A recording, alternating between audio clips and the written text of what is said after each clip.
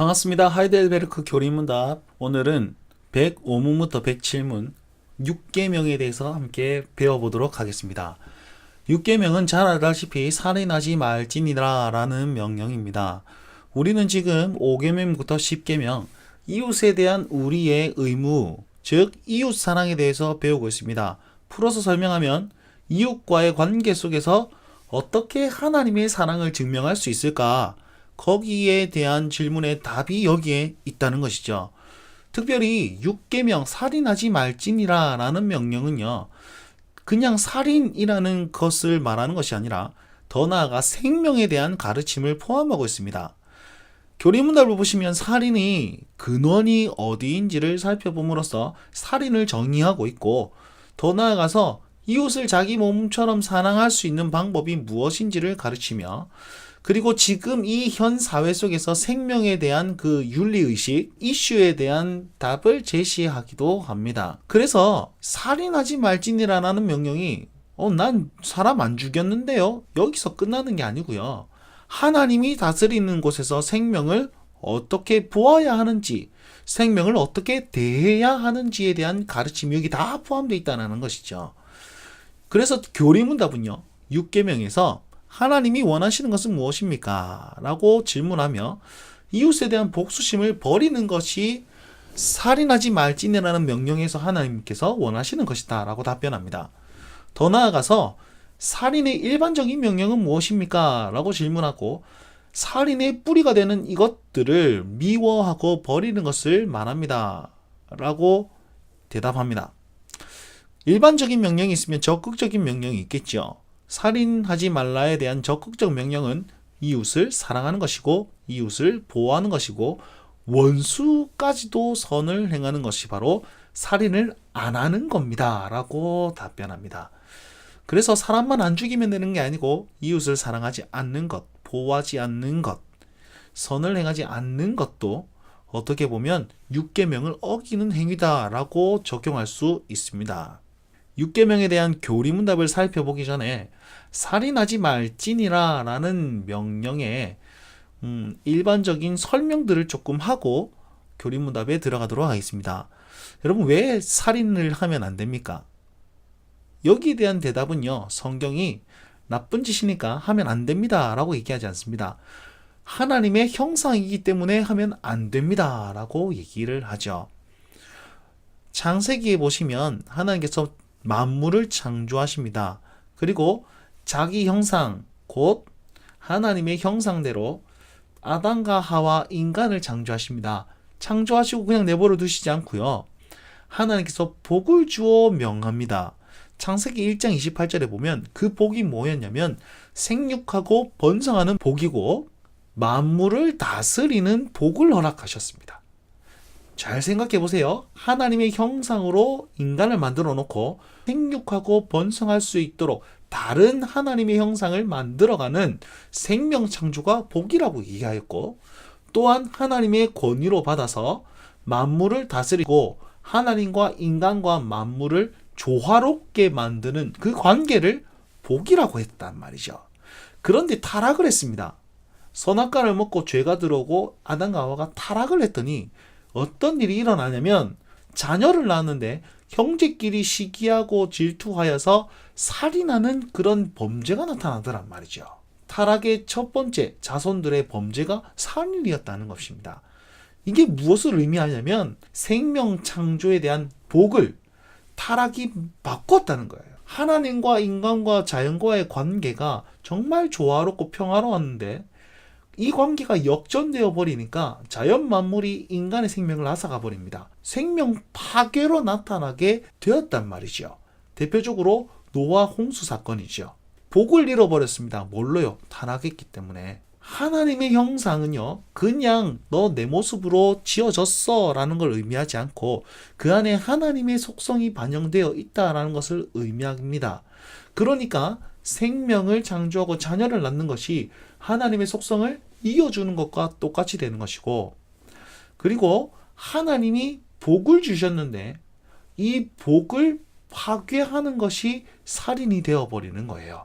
하나님의 형상이라는 것은 인간의 가치를 가늠하는 그 용어이기도 하고 하나님의 속성과 하나님이 주신 복을 그대로 반영하는 용어이기도 합니다. 그래서 살인을 하면 안 된다는 것이고, 두 번째, 우리는 살인하지 말라는 명령이 생명과 관련되어 있다고 했죠.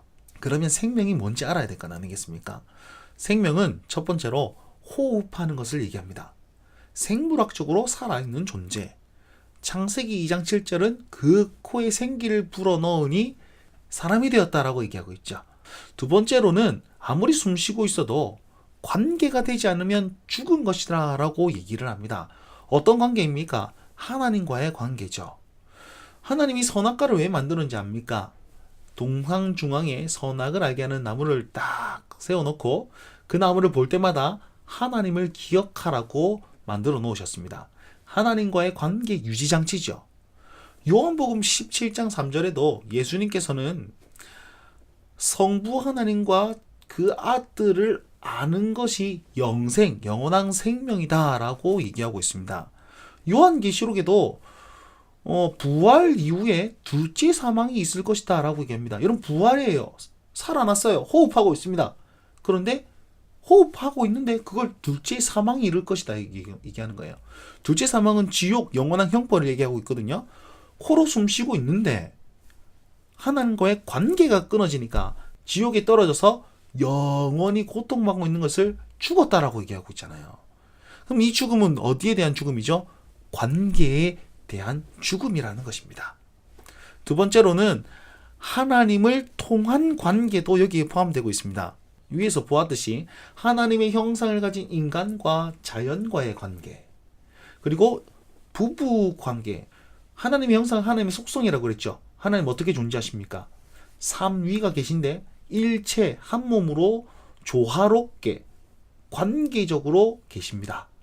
이게 우리 인간에게도 그대로 와가지고 서로 다른 사람인데 결혼함으로 말미암아서 한 몸이다라고 얘기하고 있잖아요. 예배, 하나님과 인간과 성도 모두가 거기서 한 몸을 이루는 그 의식이 예배인 거예요. 결국은 뭐냐면 관계를 통한 생명이 나타나게 된다라는 의미입니다. 그래서 하나님을 통한 다른 관계를 깨워버리는 것도 살인이 될 수 있다는 것이죠. 두 가지를 기억하십시오. 생명의 정의, 호흡, 숨 쉬는 것과 관계적인 측면인 거예요. 살인은 뭐냐면 숨을 멈추게 하는 행위일 뿐만 아니라 관계를 깨트리는 행위가 살인이 된다는 것입니다. 왜냐하면 생명의 주인이 하나님이시기 때문에 하나님과의 관계가 깨어짐으로 죽음이 나타나기 때문에 이 관계를 깨트리는 행위도 살인인 것이죠. 이 두 가지를 꼭 기억하십시오. 하나님의 형상에 대한 인간의 가치와 생명의 주인 되신 하나님, 이게 밑바탕과 기본이 되어야지 살인에 대한 계명이 이해가 쉽게 되는 것입니다. 이 개념이 없으니까, 하나님에 대한 경외심이 없으니까 생명을 경히 여기게 되죠. 사회를 보세요.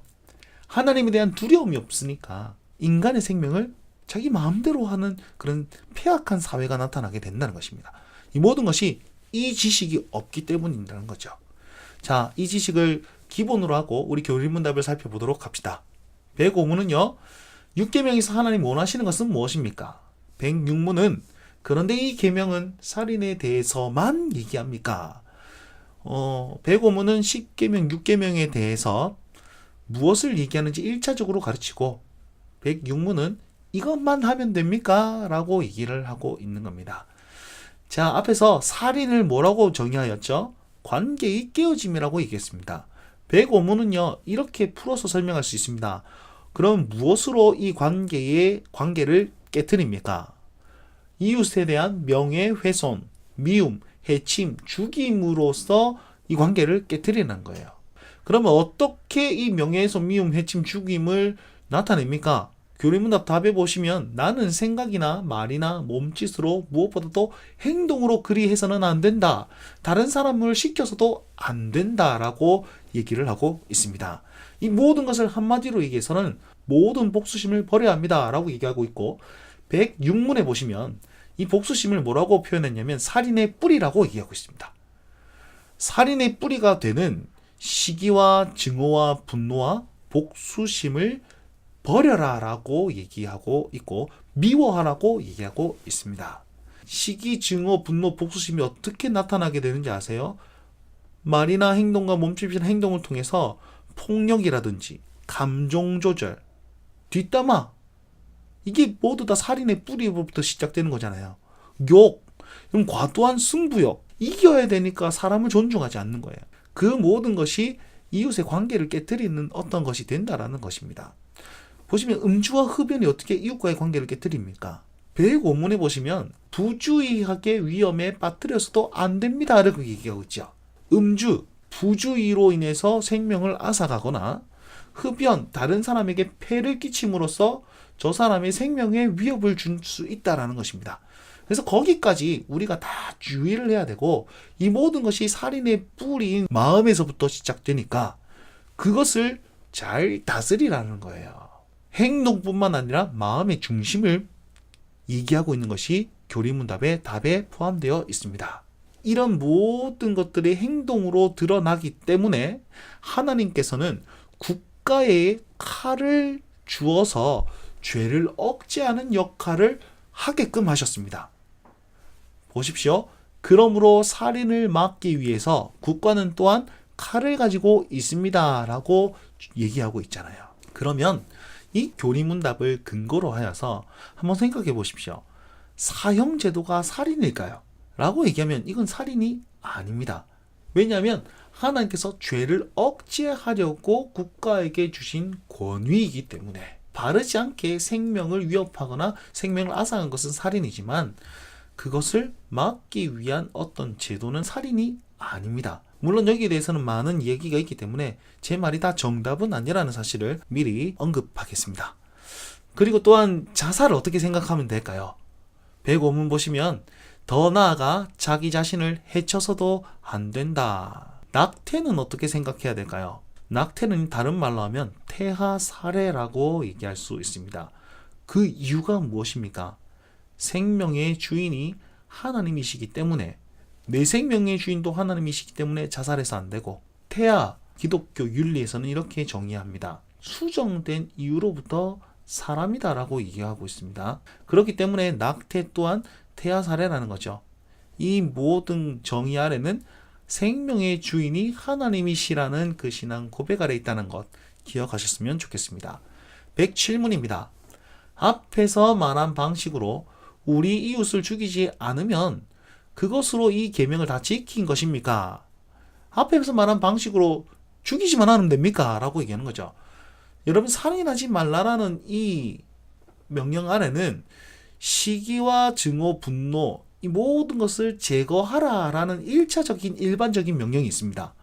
그런데 107문에서는 이것만 지키면 됩니까? 이것만 안 하면 됩니까? 아닙니다 라고 얘기하고 있죠. 답을 보십시오. 하나님께서는 시기와 증오와 분노를 정죄하심으로써 우리가 이웃을 자기 자신처럼 사랑하며 라고 얘기하고 있습니다. 더 적극적으로 사랑하라는 명령이 여기 들어가 있다는 것입니다. 어떻게 더 적극적으로 사랑할 수 있습니까? 인내와 화평과 온유와 자비와 친절을 보임으로, 이게 선한 것을 얘기를 하는 거예요. 이런 선한 것을 드러냄으로써 이웃을 사랑해라는 것이고, 더 뒤에 보시면 우리가 할 수 있는 한 그들을 해악으로부터 보호하며 나쁜 것에 대한 한계를 뭐 또 얘기하고 있습니다. 악을 행하지 않는 것 어떻게 해야 됩니까? 보호하기까지 악을 행하지 말아라는 것이죠. 그리고 심지어 원수에게도 선을 행하라고 하셨습니다. 범위를 얘기한 겁니다. 이웃에 대한 범위, 원수까지도 해라는 거예요. 6계명의 적극적인 명령은요, 생명을 존중하는 행동을 취하고 생명을 존중하는 마음을 가지라는 겁니다. 자, 생명 존중에 대해서 성경적인 근거는 무엇이 있을까요? 창세기 9장을 살펴보면 됩니다. 창세기 1장에 하나님께서 창조하셨잖아요. 앞서 살펴보았듯이. 그리고 복을 허락하셨어요. 타락하였죠? 노아 홍수 심판을 맞이하게 됩니다. 근데 여기서 끝나는 게 아니고 하나님께서는 8명의 생존자를 남기셨습니다. 창세기 9장 보면 이 8명의 생존자에게 하나님께서 다시 언약을 맺으시는데, 또 1장 28절에 있는 그 복을 똑같이 이들에게 허락하십니다. 그리고 덧붙여서 하는 명령이 있는데 그게 뭐냐면 생명 존중이에요. 피를 흘리지 말라라고 명령합니다. 생각해 보십시오. 생존자 8명입니다. 그런데 서로 시기하고 증오하고 분노하는 마음이 그 안에 있었어요. 그래서 서로 살인했습니다. 그럼 어떻게 됩니까? 하나님의 복이 끊어지고 하나님의 형상이 끊어지게 되잖아요. 하나님은 이 언약, 즉 복이 유지될 수 있도록 살인을 금지한 것입니다. 우리에게 적용 한번 해볼까요?